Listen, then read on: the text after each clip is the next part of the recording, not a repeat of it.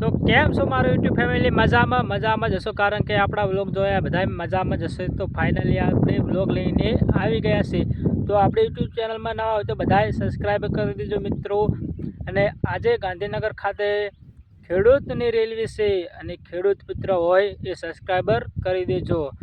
અને વાત કરીએ તો ખેડૂતની, જો ખેડૂતનો આ છે પરસેવો પાડી અને મહેનત કરી અને અનાજ લેશે, અને એ જ ખેડૂત વેચવા જાય અનાજ માર્કેટમાં, તેથી ભાવ ઓછો આવે છે. અને ખેડૂતના લીધે તમે આ શહેરમાં જે છે ને એ જીવે છે, બરાબર. ખેડૂત પોતે જાતે મહેનત કરી અને ખાય છે, અને તોય ખેડૂતને ભાવ તમે ઓછો આપો છો. અને ખેડૂતને ખોટા હેરાન કરવાનું તમે બધા રહેવા દેજો, બરાબર.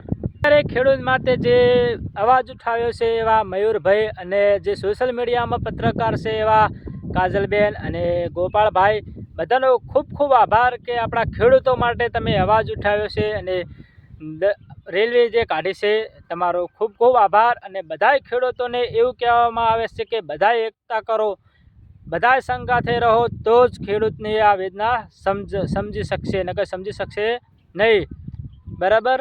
હું છું ખેડૂત પુત્ર, અને જુઓ તમને બતાવી દઉં, આ જે ભેંસું ચારું છું ને એનું જ દૂધ ડેરીમાં જાય, અને દૂધ ડેરીમાં જઈ અને પછી આગળ જાય અને એનું થેલી પેકિંગ થઈ અને પછી તમારા ઘર સુધી આવે છે. એ જ ઘરનો તમે ચા પીવો છો, દૂધનો જ ચા પીવો છો, બરાબર. મારે વધારે બોલવાનું થતું નથી, અને બધા ખેડૂતો એક થઈને રહેજો, મારું એટલું કહેવું છે. અને બીજું કારણ કે આપણે ગામમાં ફરવા જતા નહીં, બહાર ફરવા જતા નહીં, જેમ કે હું ખેડૂત છું એટલે આપણે જે આપણા કામમાં ધ્યાન આપે છે એ જ કામ કરીએ છીએ. બહાર ફરવાનું જવાનું થાય એટલે વ્લોગ બનાવશું આપણે, બરાબર.